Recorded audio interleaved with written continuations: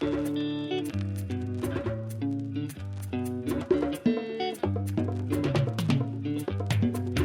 listening to Talking Africa, the podcast that gets behind the news from the continent, brought to you by the Africa Report.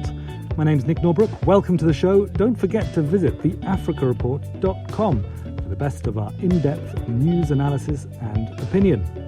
A special conversation this week between Kenya's candidate for the World Trade Organization top job, Amina Mohamed, and our editor-in-chief, Patrick Smith, held in early September.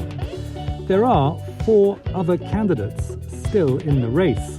Nigeria's former finance minister, Ngozi Okonjo-Iweala, Saudi Arabia's former Minister of Economy and Planning, Mohamed Maziad Al-Tuwaijri, the UK's former Secretary of State for International Trade, Liam Fox, and South Korea's Trade Minister, Yoo Myung-hee. But this Tuesday, 6th October, a new round of voting will take it down to the last 2. Patrick kicked off by asking about the relevance of a multilateral institution in a world of growing economic nationalism and protectionism. The audio of Patrick's questions is not great, but do stick with it. It's an important conversation. The WTO must regain its centrality in economic, in global economic governance. I think that you cannot, get away from that. It must regain that role of centrality that it had. Right. And in order for that to happen, what I am hearing from members, and that's widely accepted to be the truth, is that the WTO must be reformed. Yeah? It must be reformed. Right. So that its rule-making function is revived, extending the rule book to new areas such as e-commerce and strengthening existing rules. And in that regard, the fisheries negotiations should be concluded as soon as possible. Okay. And there should be movement on agriculture. Right. The multilateral trading system would also be strengthened if outcomes from the plurilateral agreements that are now being negotiated on e-commerce, on investment facilitation, and on domestic regulations in services, if the outcomes of those agreements could then be extended to the membership on an MFN basis, a most favored nation status basis. Okay. And then there is open accession so that countries can move into them, and when they're ready, they can accede to them when they're ready. It's also very important to fix the Appellate Body crisis. Right. And enhance the deliberative function of the WTO bodies. The Appellate Body crisis relates obviously to reforming the dispute settlement system of the WTO. Right. And the deliberative function of the WTO bodies refers to the routine work that the WTO organs do in the WTO. If we are able to achieve that, then we would find the landing zones that we need to reclaim the relevance of the organization, to reclaim the centrality of WTO in global economic governance. Right. You mentioned there about dealing with this crisis over the Appellate Body. As I understand it, so since late last year, December, I think, the U.S. has refused to nominate new officers, judges, on the Appellate Body, and that's kind of paralyzed, frozen its function. Is there a sense of what this dispute is about? I mean, the remedy for it, essentially. Is it, are there specific concessions the U.S. is looking for, or is it more like the WHO? Sort of generally, the current U.S. government doesn't like the organization. Is it? Because I think you suggested in a couple of interviews, right? Yeah. you think it can be fixed? The US has raised systemic concerns. And I believe very, very strongly that the systemic concerns raised by some members must be addressed. Particularly as they relate to judicial overreach. Right. Because the dispute settlement understanding, which is really the body of rules that provides the mandate of the Appellate Body, yes, right, is very, very clear about the Appellate Body not adding to or diminishing the rights of members under covered agreements. Right. Which basically means that the Appellate Body should respect the mandate that it has been given by members, and it should not stray from that mandate, because the mandate was negotiated very carefully to ensure that we had a balance of rights and obligations that cannot be moved away from by the Appellate Body. Right. I mean, are we talking about a dispute between different member states that, another block of countries, maybe the EU or someone else, is saying, actually, we're quite happy with the Appellate Body, the way it's functioning. We don't regard this as a matter of overreach.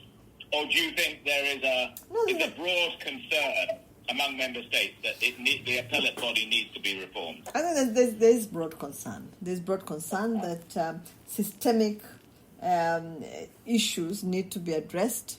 If a member of the WTO raises issues, I think it's just fair that those issues are addressed, and especially if they touch on the credibility of the organization and the legitimacy of decisions that are taken by the dispute settlement system. I think it's important that those are addressed, and there's a way to, I think, to deal with that. There are proposals that are on the table. Significantly, a proposal by Ambassador Walker that would provide a firm foundation on which to build, to add to amend, to change, but there's a firm foundation on which we can move on reforming the Appellate Body. Right. Now, I mean, if this crisis continues to deepen, I mean, I know some people in Washington have said, well, we'll just leave the WTO to its own devices. Well, we've already left a couple of other international treaties. This could be another one. I mean, I guess the difficulty for somebody taking the job you're looking for is if you push for too many concessions to the U.S. point of view, another big power, such as China or India or the EU, may just say, well, look, we're thinking you're not really neutral, you're too pro-US. Do you think either way there is a real danger that a big power could leave the WTO? I mean, is there a sense among the big economies now they can gain more by being outside the WTO than in it? I think one needs to remember the reasons why the multilateral trading system was created in the first place. It was created after the Second World War. I believe that it serves a very useful role in the global economy, and I do not think it's likely that members of the WTO would want to change their status within the organization. The US is an original member of the WTO, a steadfast supporter of the rules-based multilateral trading system that it governs. Working through the WTO, the US and any other country for that matter, all countries are able to protect and advance, interests of their businesses and workers, while opening markets across the world. And so I would think that it's true the WTO needs to be reformed and be abreast of developments in the global economy. Its credibility is, honestly speaking, at stake. So every effort should be made to revive it. And as I said before, its rule-making function needs to be restored. There are rules that may be too weak and may allow for circumvention. So we need to just make sure that that doesn't happen. The areas where no rules exist, and we need to negotiate new rules. So we need to do a lot of work to ensure that the WTO once again commands the confidence of all its members. Trade is a force for good. It has contributed to global economic growth and sustainable development, and all members of the WTO appreciate that, and they talk openly about it. And so I would think that we need to do everything that we can, have all hands on deck to make sure that we reform the WTO, that we renew it, we make it fit for purpose, we ensure that it's in sync with global economic developments, and that it retains and gets back to where it was before, have that centrality that it always did, become a forum for multilateral negotiations again, and a forum that is of benefit to all its members. Right. I mean, you mentioned, that the multilateral trade system essentially since 1945 has become the preferred economic option for most economies in the world. That has been true historically, but there has been, over the last decade or so, a surge of these bilateral trade deals. And, particularly the British are saying as they leave the European Union, they're going to have all these bilateral trade deals around the world, one with the US.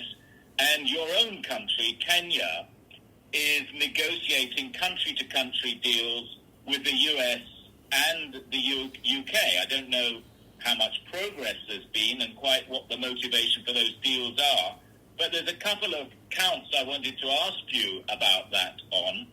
One of which is, do those sort of negotiations break the principle, if not the letter of the law of the East African Community and indeed the African Continental Free Trade Area? And how can you sort of run a bilateral trade negotiation at the same time as putting your sort of rhetorical faith in a multilateral trading framework?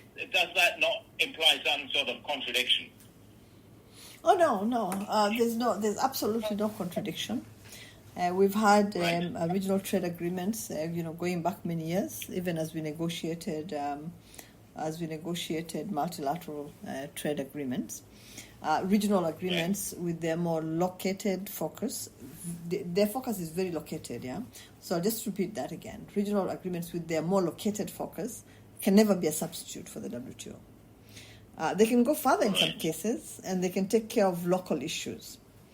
But it's true that regional trade agreements can be building blocks for the multilateral trading system. As long as they comply with WTO rules, they're likely to strengthen the multilateral trading system. The agreements should cover substantially, and I think that's something that needs stressing. The agreements should cover substantially all trade between the parties to the agreements, and they should not overall raise barriers to the trade of third countries. Yeah, but I'll just conclude by saying that regionalism and multilateralism are not mutually exclusive, and they can be mutually complementary, and they can be reinforcing of each other. Right. I mean, so to get you right on that, I mean, for argument's sake, and I know, the US isn't a big buyer of, say Kenyan coffee. The US says, there's a great market for Kenyan coffee in New York, and if you cut a special deal with us, we can guarantee we're going to buy far more of your coffee, but also we want you to buy far more Apple Macintosh computers, and we'll is the sort of thing you're talking about? That there'll be a specific agreement about specific products that both sides have some sort of comparative advantage in? Well, usually they would have objectives for this for the agreements, and those objectives would cover specific areas. Areas in which they want more opening, but areas that, as I said before, that contribute to trade expansion, because well-designed, more open RTAs actually are a plus. Most members here belong to an average of about 10 RTAs, so it's not new. It's not something that is an anomaly. It exists. What we need is more coherence. There is an Article 24, that actually allows members to enter into FTAs and agreements like that. So it's not an anomaly. It's not something that is a violation of the agreements. It becomes a violation if it distorts trade.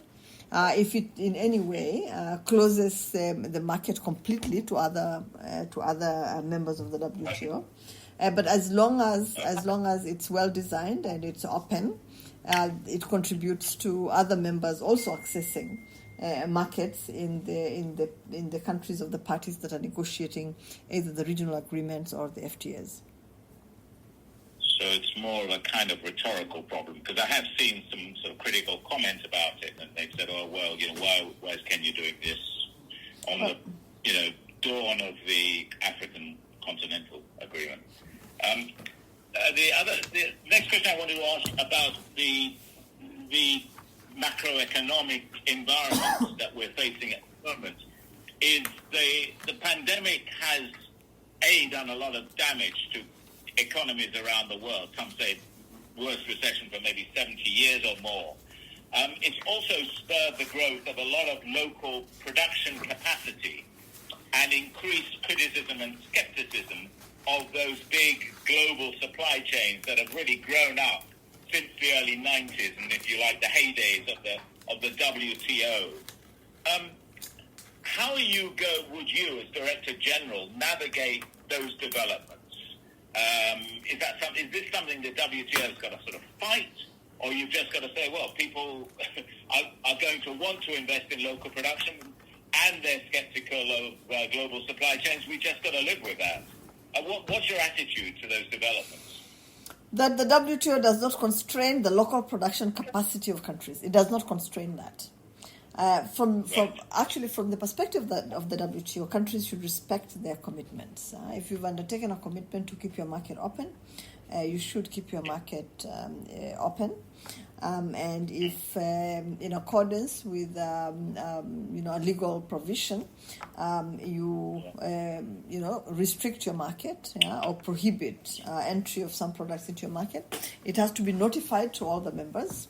There has to be a reasonable period of time allowed before that happens, and that measure has to be it can't last for too long, because then it will begin to actually distort trade. For example, countries by countries respecting their commitments, I mean they cannot exceed their tariff bindings, or they cannot provide illegal subsidies to their industries. Trade will still flourish, and you know that has happened. Even if countries enhance their production capacity, trade will still flourish. The WTO actually expects trade to rebound next year, and you've talked about to rebound next year after the sharp contraction that was induced by the pandemic that's ongoing right now. So I wouldn't worry about local production interfering with global supply chains. I think that I would worry more if commitments were being ignored, or the measures were put in place to restrict and prohibit trade for long periods of time, and if trade was actually distorted. in a way affecting the balance of rights and obligation of countries. So that's when I think we would start to worry. But right now, we are seeing many more trade facilitating measures being put in place rather than trade restrictive measures, which were put in place at the beginning of the pandemic. And most countries have retreated from that, and that they've opened up their markets again. Right. So these criticisms one reads everywhere, and it's particularly, political partisan political platforms around the world, particularly in the West, but I think also some in Africa share those views. Skepticism about globalization, that globalization has, exported jobs and all the rest of that. I wondered what your attitude to globalization is now. I mean, the state at which we find it. Is it a system that needs reform? Are these concerns about the export of jobs to cheap labor countries justified? Where do you stand on the arguments about globalization? In other words, a bit of tinkering here or there will do it, or do you think the world needs to really rethink what globalization is about and what it should be able to achieve? You would agree that it has contributed to the prosperity of the world, though, wouldn't you? Right. Yeah. So what we need to do, what we need to do is to ensure that the benefits from globalization are even spread out, both within countries and among countries. There's a current backlash, and it's because there's a perception that there are inequities that have been caused by globalization. And what I would submit is that if we put in place targeted measures, and if this was done by governments, to ensure that the gains from globalization are evenly distributed, I think we would see less of the criticism. It's about the distribution of the gains of globalization.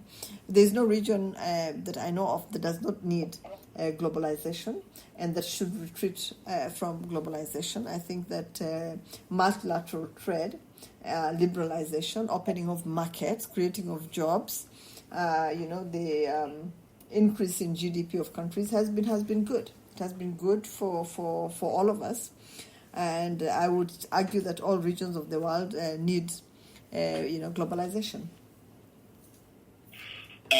Do all regions of the world need the WTO equally? I mean, is it the sense that liberalization policies pushed, particularly by the World Bank and the IMF in the 80s and 90s, disadvantaged African production, particularly, and some Asian production too, in terms of manufacturing and processed goods? And, they were told you've got to compete with the big economies in Europe and North America and so on.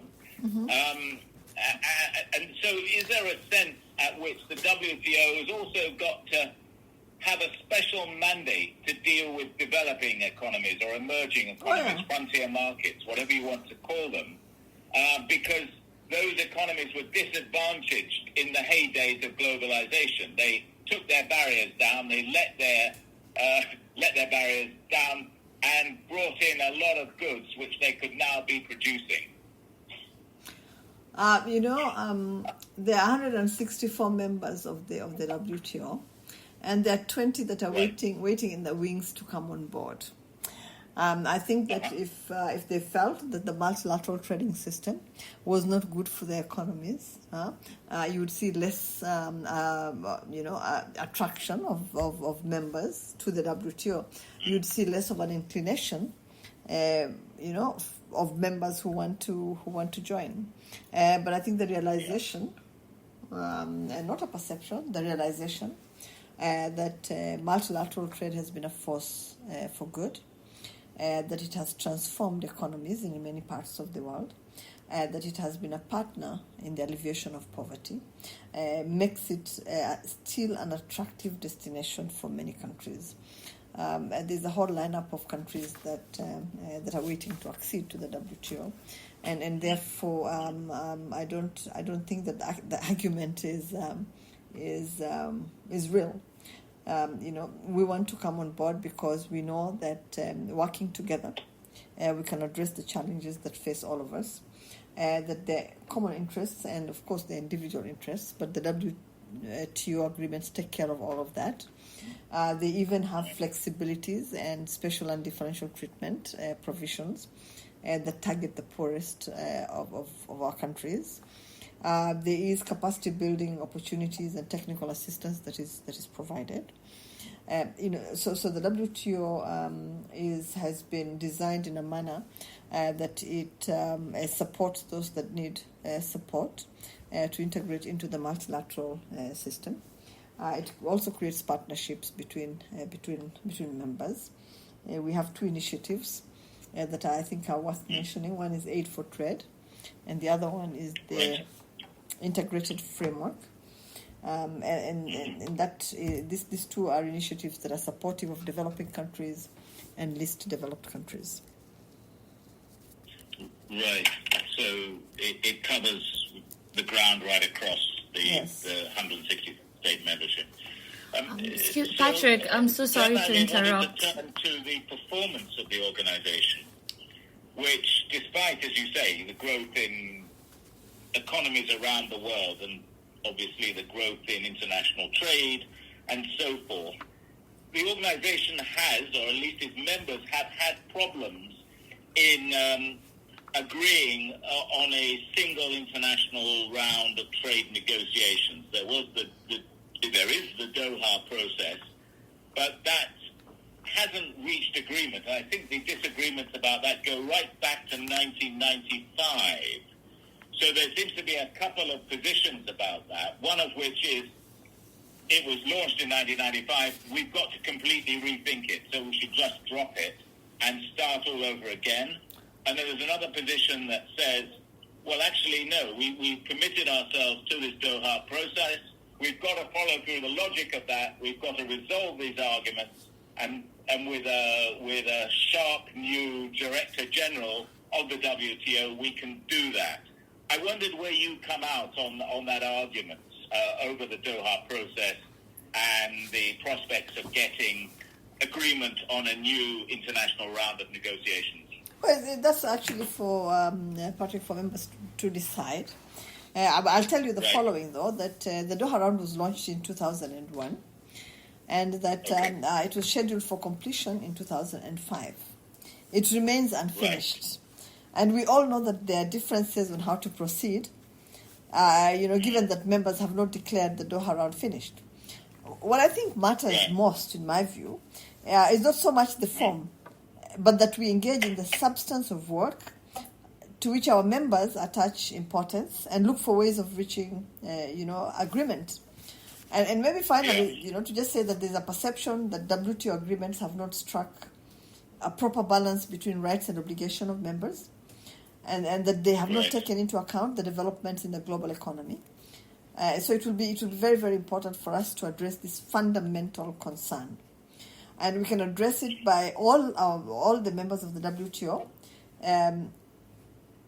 adopting trade facilitating measures, particularly those in a position to do that, so that these agreements that we are discussing can be fair and they can be equitable. But I think that we have done a lot of work since 1995. 2001, we of course adopted the Doha round. It's true that, as I said, it's not completed, but we have completed the export subsidies pillar of agriculture negotiations, and that is not a small feat. So that is done. So we just need to move ahead and look at the other issues and see how to address them. So from what you're saying, the likelihood is that the organization will stay with that negotiating round. Well, no, Patrick. I think that WTO members have varied views on the Doha round. We all need we just need to have a pragmatic approach as to which subjects, what issues are ripe for negotiations. right? It's clear that members attach importance to agriculture. Agriculture is in the Doha Declaration. Right. So once we get positive outcomes on fisheries and agriculture, I think that we'll have trust restored, and that will allow members to look at other areas where maybe they could initiate negotiations. Excuse me, Patrick. Patrick, this is Hayat. Patrick, I'm so sorry. We have run out of time. I can give you one last question. I would have been very useful, just as we wanted to say something about the minister's candidacy. So I'm wondering if you think that you will be able to get the African Union behind your candidacy, given your experience. Maybe sort of make it broader than that. If I can get, so what are the strengths of your candidacy that will first of all appeal to your continental base, the 54 member states of Africa, that is likely to propel you to victory in the elections? Well, I've delivered for the WTO for one, and I will do so again if elected as the new Director General. I have chaired almost all the top decision-making bodies of the WTO, including the Ministerial Conference, the General Council, the Dispute Settlement Body, and the Trade Policy Review Body. I'm intimately aware of the workings of the WTO. I'm consciously aware that decisions have to be bottom up, and the process must be inclusive. I have required political skills, having been a minister for a long time now in Kenya, interacting with global leaders. I will utilize all the knowledge and skills that I've acquired over the years to ensure that WTO is revived and that it's improved to address effectively the challenges of the 21st century. I chaired a ministerial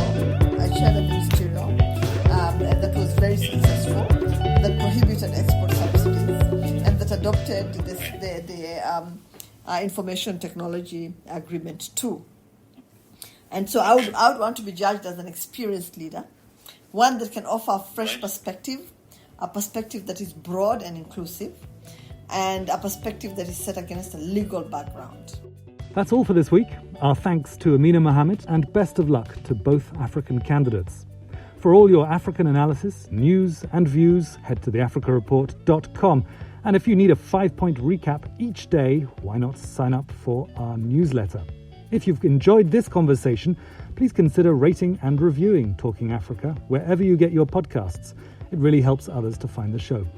I'm Nick Norbrook. Thanks for listening.